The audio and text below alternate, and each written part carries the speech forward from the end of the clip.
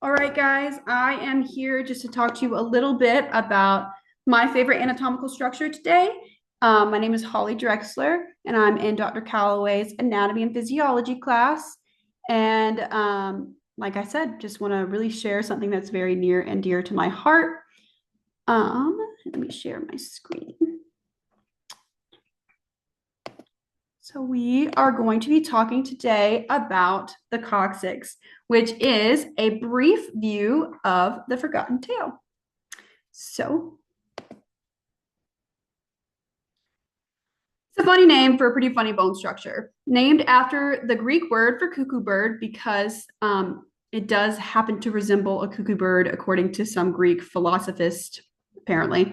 It is the last bone at the base of the spine of the humans, or it is the last bone at the caudal end of the spine.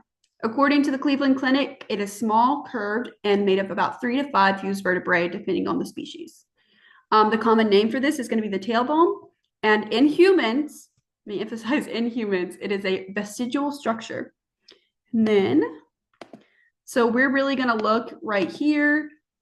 This right there is the coccyx. And then right here and right here, as you can tell, it kind of moves positions depending on how the posture of the body is. It is right below the sacral vertebrae. As you can see, it's outlined right there.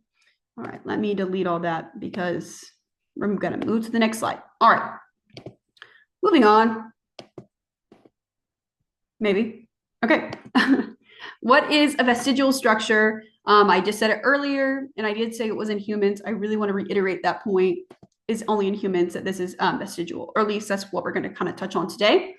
According to Bergman in his article, vestigial structures are those that used to have function in the evolutionary history of an organism, but have since lost their usefulness.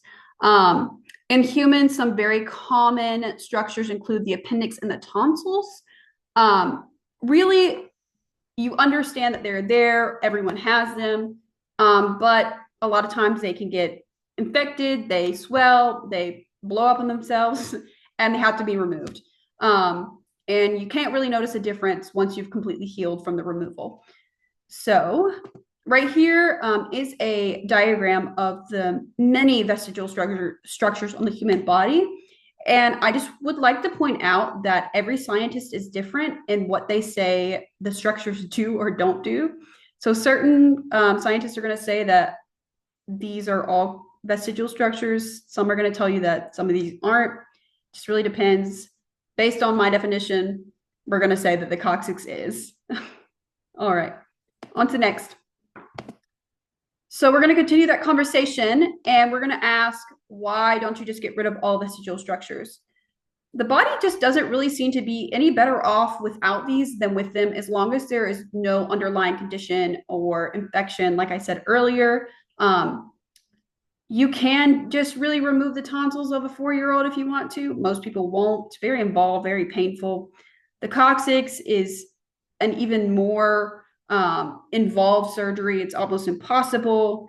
So we just don't really touch it if we don't have to.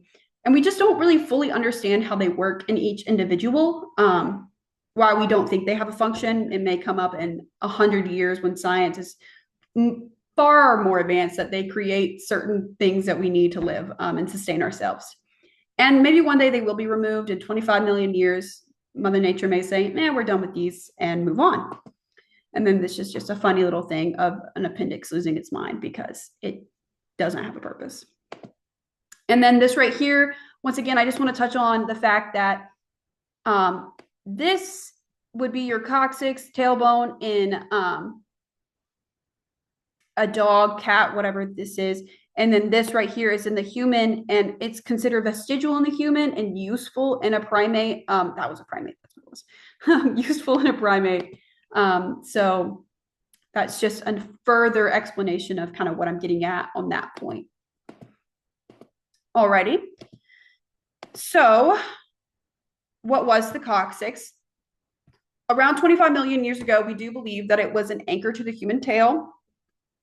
We believe that kind of when the hominids kind of diverged from our old world monkeys is when it occurred, when we stopped having the primate tails, gorillas, don't have a tail, so you could see that coccyx bone there.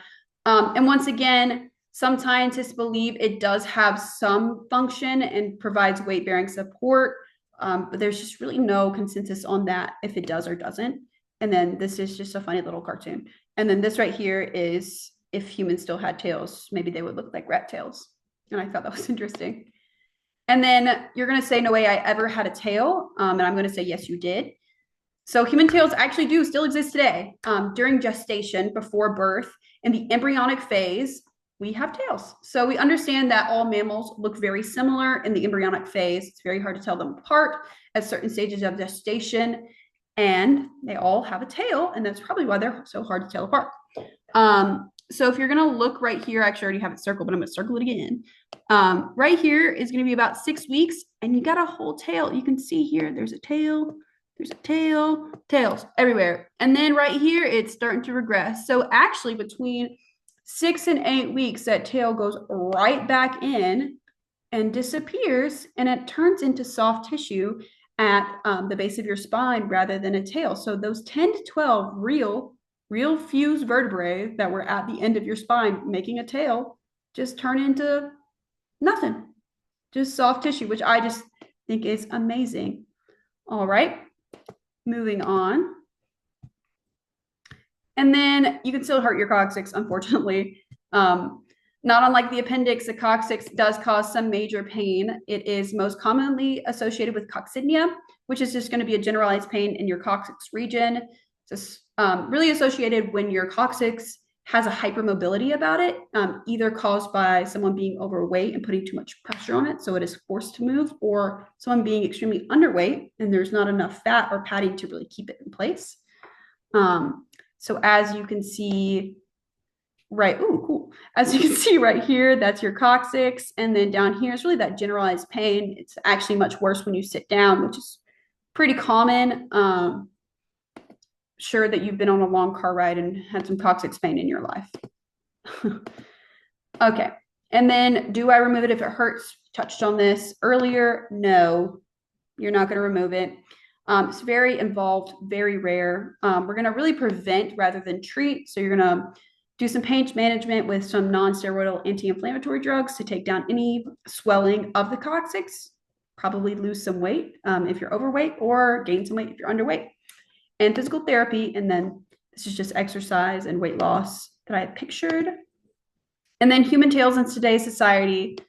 It's going to be a little bit of a weird one, because since 1852, there have only been 33 reported cases of a human tail, and none of them were actually tails. There were no vertebrae past the coccyx, and they're really just more like lipomas, which is a small benign mass of fatty tissue and fibrous connective layers that was growing at the tailbone, but not actually connected to anything rather than skin.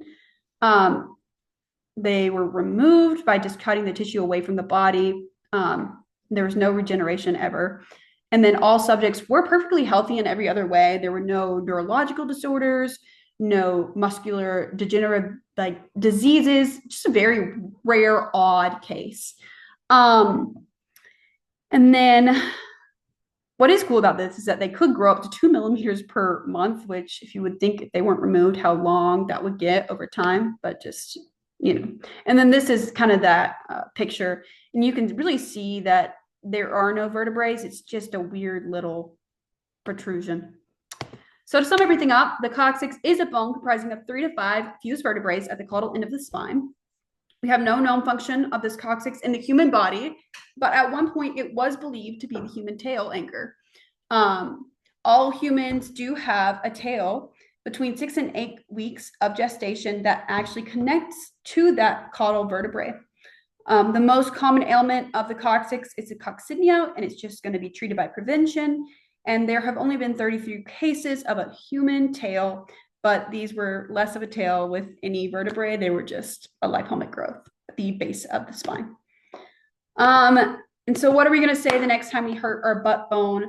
We're going to say, next time, never yell, ouch, my tailbone. Always yell, ouch, my coccyx, a vestigial structure at the caudal end of my spine that at one point anchored my human tail around 25 million years ago.